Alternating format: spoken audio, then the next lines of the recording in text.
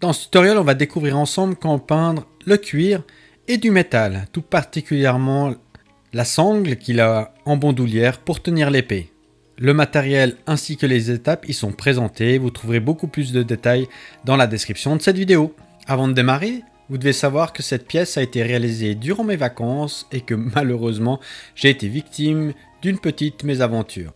Tout était prévu pour partager avec vous la mise en peinture, mais c'est sans compter un éventuel problème technique dû aux fortes chaleurs du sud de l'Italie en ce mois de juillet 2023. Malheureusement, ma caméra a surchauffé et la carte mémoire a été endommagée. Tous mes enregistrements ont été perdus. Les tutos qui vont suivre sur cette pièce sont des finitions ou des éléments non peints que j'ai repris une fois de retour dans mon atelier.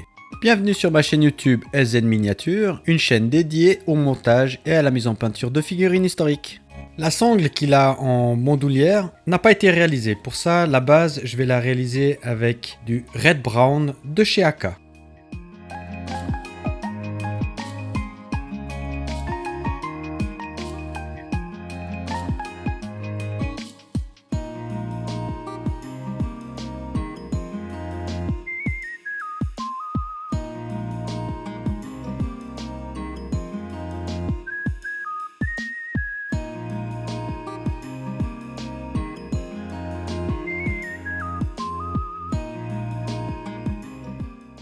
Les premières éclaircies, pour ça je reprends ma base en Red Brown avec une autre base M44 de chez Aka, un brun légèrement kaki, et avec ça je vais constituer une palette de couleurs en partant de la M44 jusqu'à la Red Brown avec des intermédiaires. Avec un pinceau fin, je viens travailler surtout les externes de la partie en cuir.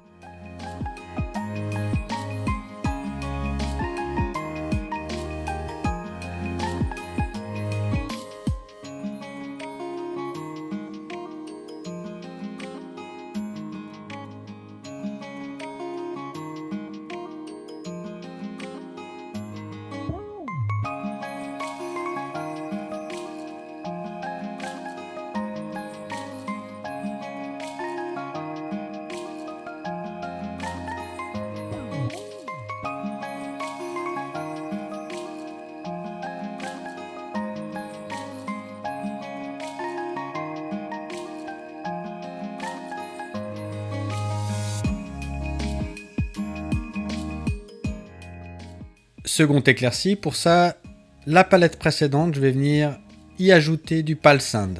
On démarre avec la couleur M44, que je mélange environ 50-50, mais également avec le Red Brown, pour obtenir un dégradé d'un pale sand à un Red Brown légèrement éclairci de manière générale avec le pale sand.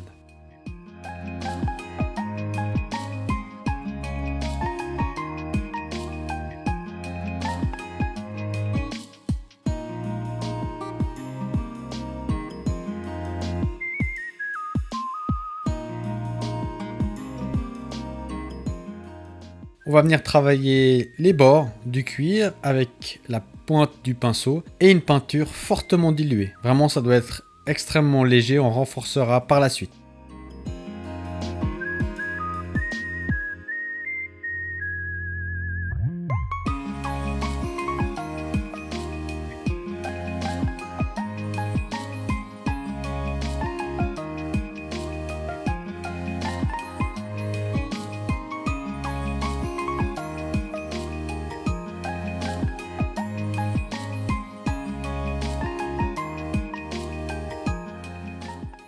On vient renforcer justement avec le pale sand notre palette et là on réapplique aux mêmes endroits de manière aléatoire, toujours avec la pointe du pinceau en faisant de petites lignes très fines.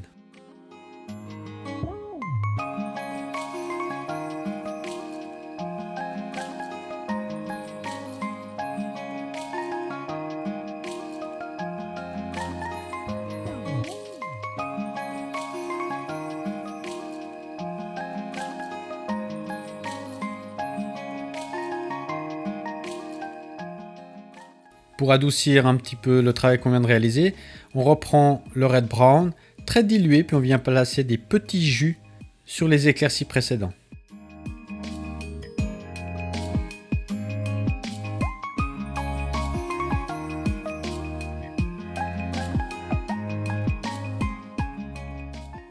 On reprend le palsane avec la couleur M44. Il y a plus de palsane dans cette phase de travail. Et là, avec la pointe, on vient retravailler certains éclaircies sur les bords. On va plus appeler ça des usures du cuir plutôt que des éclaircies. Des griffures. Vraiment, le cuir est abîmé et vieillissant.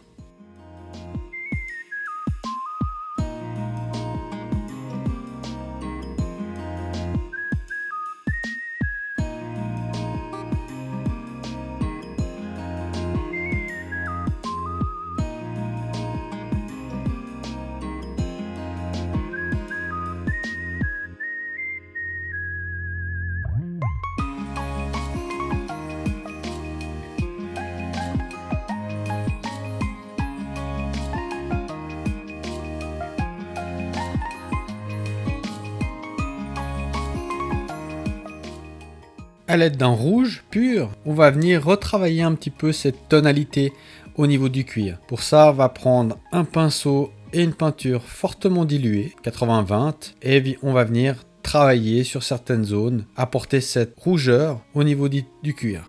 On va pas travailler sur l'ensemble de la sangle. L'idée, c'est vraiment d'apporter à certains endroits un nouvel aspect au niveau de la couleur.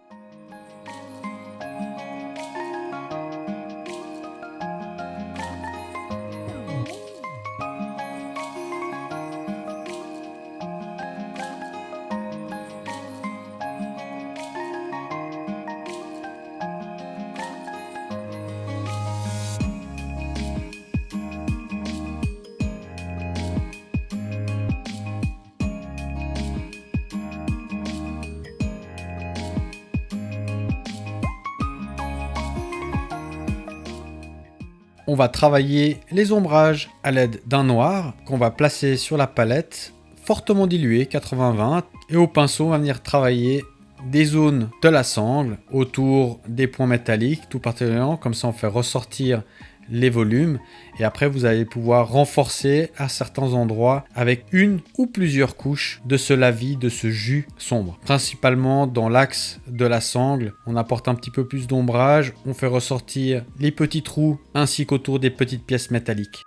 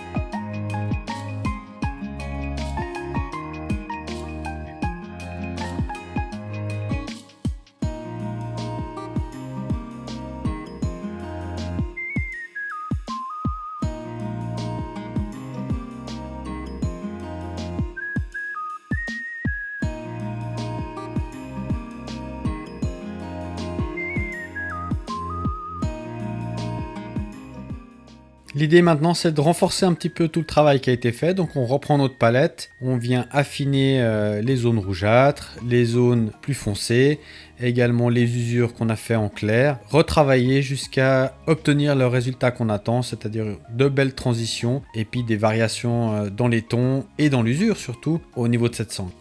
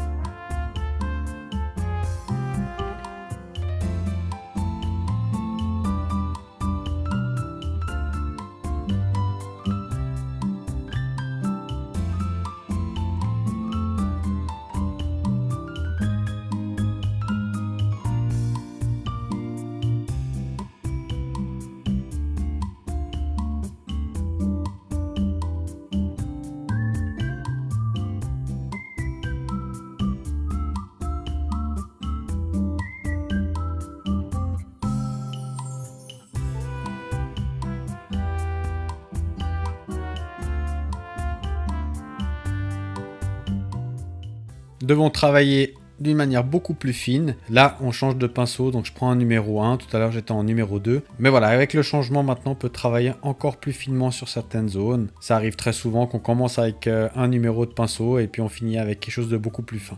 La palette va rester sous vos yeux justement pour observer la reprise des zones avec les couleurs qu'on avait préparées tout à l'heure dans les précédentes étapes.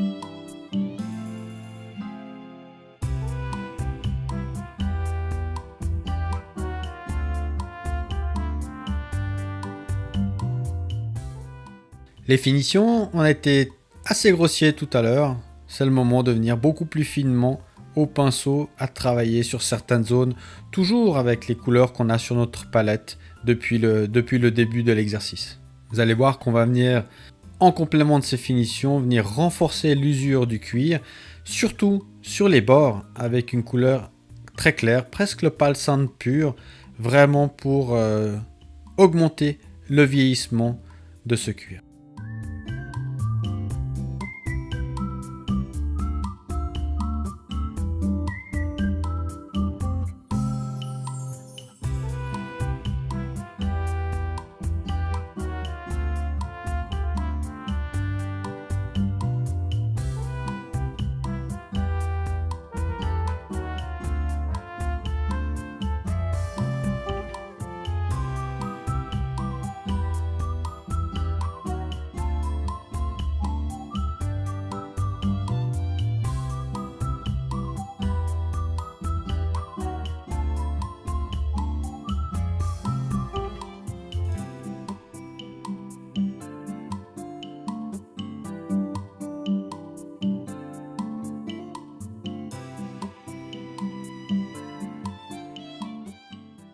Notre sangle ou ceinture, hein, tout simplement, a la boucle en métal. Donc moi je vais la faire dorée. Pour ça je prends une base. Alors moi j'ai mon set or de Scal 75. Mais là je viens directement au pinceau, sans trop de mélange, peinture pure, faire la base.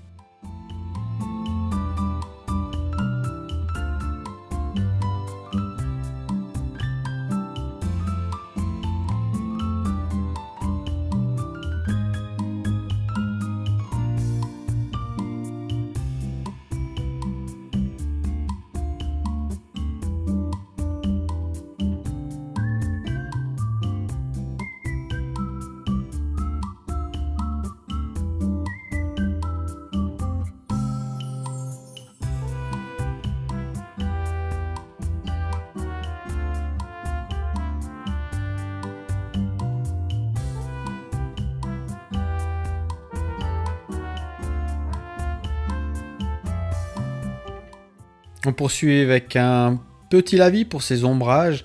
Pour ça, j'aime beaucoup le shade de chez Citadel, qui est légèrement un brun. Vous pouvez utiliser de la peinture à l'huile brune ou également de l'acrylique très dilué. Mais comme il y a de belles gravures, on peut les poser directement la couleur dessus. Concernant la petite boucle, là, il n'y a pas vraiment de gravure, mais on va venir faire un petit ombrage en posant du shade délicatement sur toute la surface.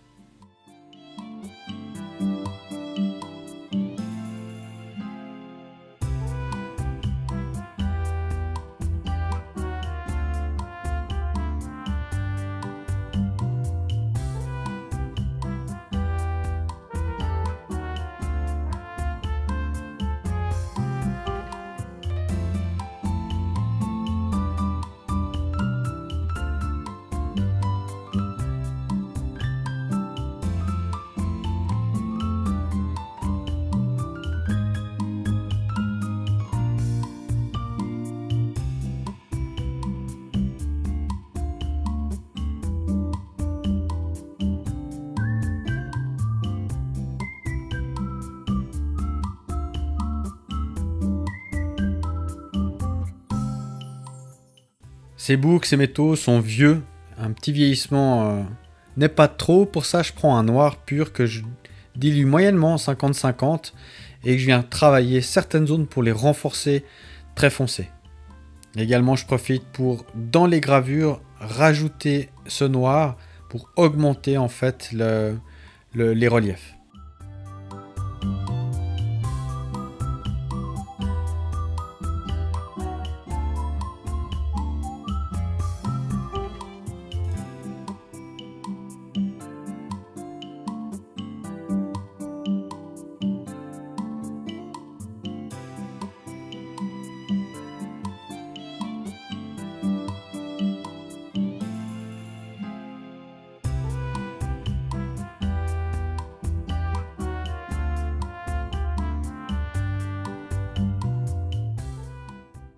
Les éclaircies, toujours avec mon set de peinture métallique. Là, je viens faire vraiment avec un pinceau fin, les petites pointes, les petites retouches avec une peinture pas spécialement diluée, mais vraiment avec de la précision pour ces éclaircies. Bien sûr, sur la partie cuir, il y a des petits points comme ça en métal, juste le dessus, une petite touche d'éclaircie, y compris sur la boucle, sur les parties supérieures, avec soit la pointe, soit un léger brossage également, en inclinant le pinceau.